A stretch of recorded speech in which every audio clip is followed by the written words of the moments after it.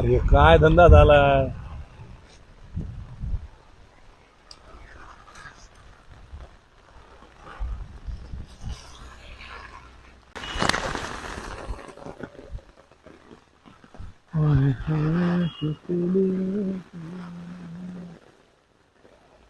हवामान खात्यानं वर्तविलेल्या अंदाजानुसार परभणी, नांदेड, हिंगोली जिल्ह्यासह इतर जिल्ह्यांमध्ये आज पहाटेपासून मुसळधार पाऊस कोसळतोय.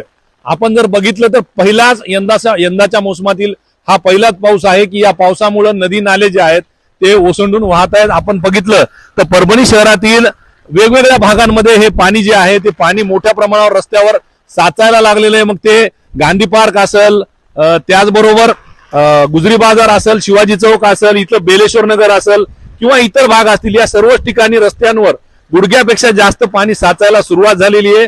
आणि येणाऱ्या काही दिवस पाऊस जो आहे तो असाच कायम राहण्याचा अंदाजही हवामान खात्यानं वर्तवलेला आहे. आपण जर बघितलं तर सकाळपासून आज पहाटेपासून परभणी, नांदेड, हिंगोली जिल्ह्यासह इतर जिल्ह्यांमध्ये पाऊस सुरू आहे.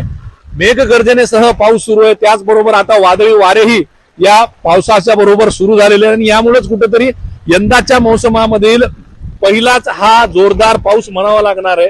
कारण या पहिल्याच पावसामध्ये शहरामधील विविध भागांमध्ये पाणी साचायला सुरुवात झालेली आहे. नदी नाले सुद्धा खळखळून वाहत आहेत आणि कुठेतरी दिलासाजनक हे चित्र म्हणावं लागणार आहे. कारण अजूनही मराठवाड्यातील विविध प्रकल्प जे आहेत ते प्रकल्पांमध्ये पुरेसा पाणी साठा जो आहे तो झालेला नाही. मात्र या पावसामुळे ते पाणी साठा जो आहे त्या पाणी साठ्यात वाढ होण्याची शक्यता आहे. आणि यामुळेच हे दिलासादायक चित्र जे आहे परभणीसह इतर जिल्ह्यांमध्ये आज पाहायला मिळत आहे.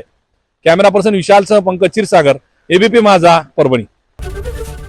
एबीपी माझा, उघडा डोळे बघा नीट.